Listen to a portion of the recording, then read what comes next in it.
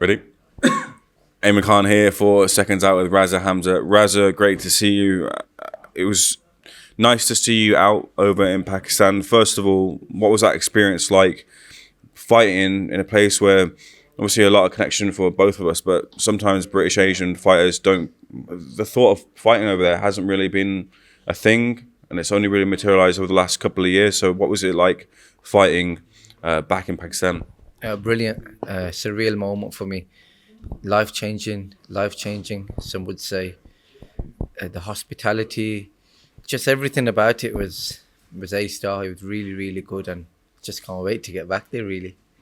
What was it about for yourself when you obviously you do a lot of training to prepare for things, but you've got your own thoughts, your own minds. When obviously we leave the gym here and you go back home, you have your own thoughts about the fight coming up. What did you want to achieve from that fight, and did you get it with that knockout? There was a lot of pressure on me because, like I said, I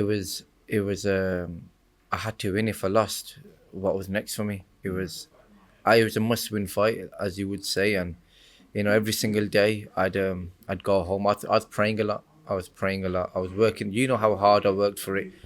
I trained extremely hard, and I just kept faith in God, man. I kept faith. I kept going. I kept going, and I mean, you tell me, was it the way everybody expected that? Nobody expected me to do that. He went 6 rounds with Keyshawn Davis, who stopped him on his feet. That guy was a tough competitor, man. He come to win. He was tough. He was game, but I was over the moon with how everything went, and I got a few rounds in. If it happened early and I stopped him early, then I would have been like, oh, I never got the rounds in. But I got a few rounds in. I had a highlight reel knockout, and yeah, sky's the limit now, isn't it? I guess. Can you let me into what happened in the fight week build-up? Because I noticed you were saying afterwards that you felt a bit ill, and maybe it could have been you could have found yourself in a position where you didn't actually have the fight last weekend. I can see obviously you got your tissue here, you're obviously feeling that illness now. But what was going on into the lead-up that might have kept you out of the fight? So I've made the weight. I made 9 stone 8, just in the lightweight. But sorry, 9 stone 7 I made. And then after I made the weight, normally, so for the whole week, I was eating very bland, plain food with a bit of salt and pepper, which kept my stomach right. Obviously, every fighter wants to make weight. They want to have a little treat. So the night before the fight, I've had pasta. I have about 4 meals after I weigh in. And my final meal, I had like a chicken jalfrezi and rice. And I've gone to bed.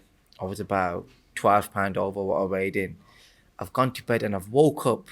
Honest to God, my trainer will tell you, I've puked up. Like puking 2 or 3 times. My stomach's gone. And this is 9 in the morning of the day of the biggest fight of my life. And then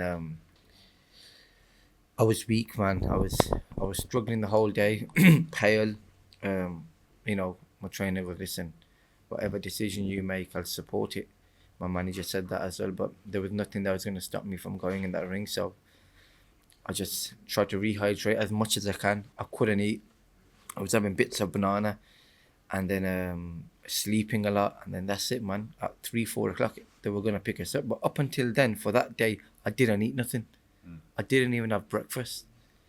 And then we just went to the menu, and while I was there as well, just having bits of banana, and it was just about right, wasn't it? I feel like, it's crazy because some would say it was a career best performance, and I had no energy in me. I swear to God, 40 or 50% in that ring. Yeah. I mean, even now, I've just about recovered, but even after the fight, I was really ill. My stomach was bad. While I was warming up, I was running to the toilet, but it's done now, isn't it? So here we are. Yeah, thankfully you got the win. What about in terms of the next step? Speaking to Spencer McCracken Jr., a senior, or Chris Glover, what do they want for you? How quickly will you be getting out to keep the momentum ball rolling? I know they've got a small show in Bolton in February. Will I fight on it? I don't know, but I mean, it's only going to get bigger and better for me now. I'm a British Pakistani. My family are all from Pakistan, so I know I'll be fighting in the next show, which is, I think, early May, 7 or 8 weeks after Ramadan. And we're just looking to build off the performance I've come off, hopefully challenge for something else, which will get me a higher ranking. So just building, really. I mean, everyone's still buzzing, but Spencer's got a plan. Spencer wants me to have a few more fights and just get active. A fighter like me has always craved activity, and now I'll get the activity, and hopefully I'll keep doing the job, and you'll just see me get better and better. You've seen me in here, and you'll just see me get better and better under the lights now. Yeah. Can you just clarify for me in terms of that WBA title? What does that do for you? Is it a ranking belt? Where does it get you in terms of the rankings? If it is, can you clarify what your position is after grabbing that title? I've not seen where I am in the rankings, but I know it's a belt, isn't it? It's a title. Any title in boxing, it's gonna get you spoken about. I'm guessing it's gonna open other doors, not just fights. It's gonna open up sponsor opportunities. It's gonna open loads of doors for you because now you're a champion. But I think it gives you a ranking in the WBA. But it's the first one, so hopefully the next one will be a bit better. We'll win that. And we just need to keep building. We just need to keep building, and sport in Pakistan is heading in a very good direction. I think they've got big plans here, and I want to be part of them big plans. So if I keep performing like that, and the harder I work, the luckier I get. So I keep performing, I'll win my next fight again, inshallah, and I'll keep fighting there. Yeah. I was expecting in the post-fight conversation that you're having for you to, I guess you couldn't because you're on broadcast TV, but to drop the line when you were asked who you want next, and you've done previously in these interviews the F them all line, but have you, I asked Steve the same thing, have you got a target in mind? There's a couple of names that we talk about behind the scenes that you want to gun for, but when it comes to those names in your head, do you have a solid name, or do you have a target in your mind that you want? Do you know what it is, Eamon? 6 months ago, I was in a dark place. I was in a very dark place, mentally and physically.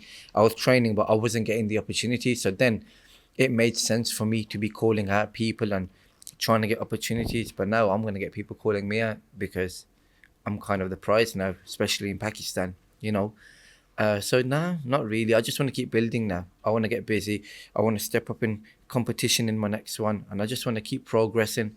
And whichever fights make the most sense for me, whichever fights make the most sense financially and to move me forward in my career, I'll be taking them. But am I looking at anybody else? No. To be honest with you, I couldn't give a shit about any of them.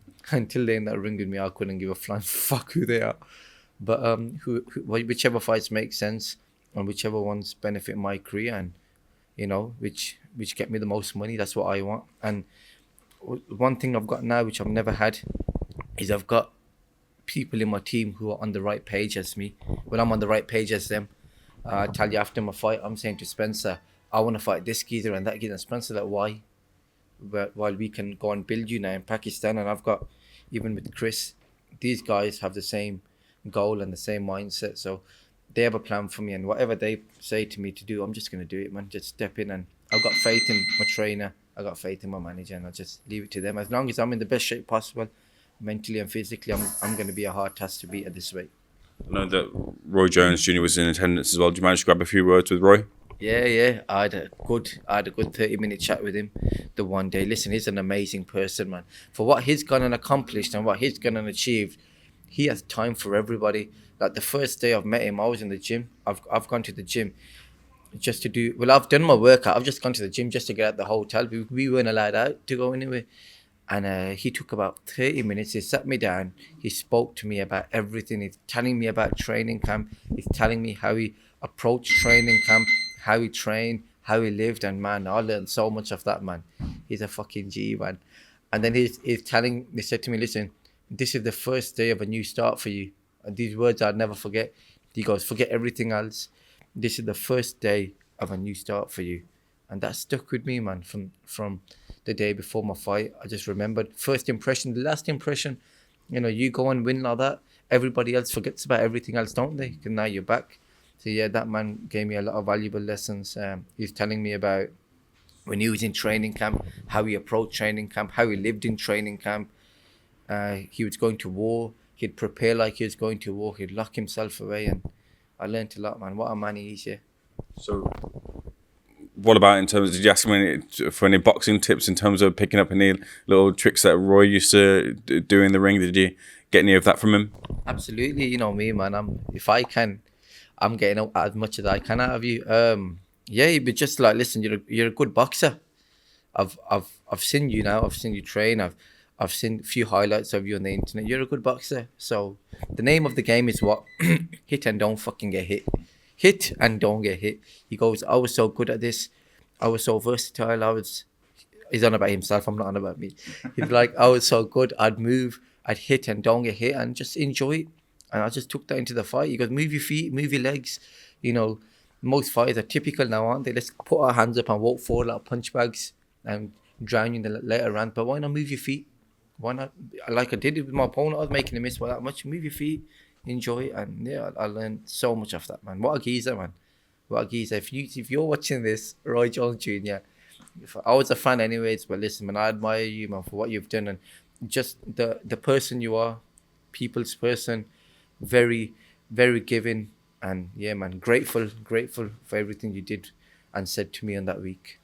Okay, Raza, I appreciate your time. Is there anything you want to leave with to sign up with as we look forward to your next fight and 2026 hopefully being a big year for yourself? Yeah, just want to say to all the young kids out there, you know, like I've had a hard career, you know, it's been tough. There was times I didn't want to do it no more, but all I did was believe in myself. I believed in myself and I kept working hard. And listen, even if the world goes against you, just believe in yourself and keep going, and God will make a way for you.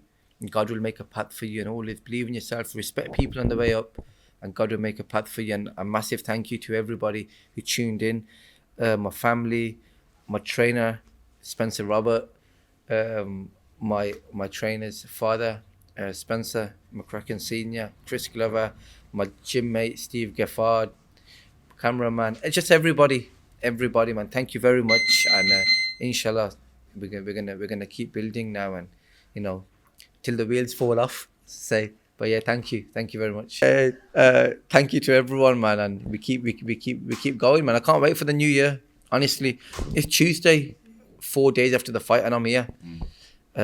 Which tells you I've got itchy knuckles already. I wanna get back in training and just wanna keep building, man. It's like that feeling of what happened that day. It's an addiction. I swear to God, it's mad. It's an addiction, and I want more of it, and I deserve more of it. I've been a servant to boxing for over 20 years. You know, I've been boxing since I was 11. You know, I'm a servant of this sport. I've dedicated my life, every moment of my life. I've sacrificed everything. I've missed family holidays. I've done everything for this sport, and now I'm going to enjoy it, and now I'm going to reap the rewards. I'm going to go and achieve everything I said I was going to achieve, and believe me, I'm going to do it. Well done, man.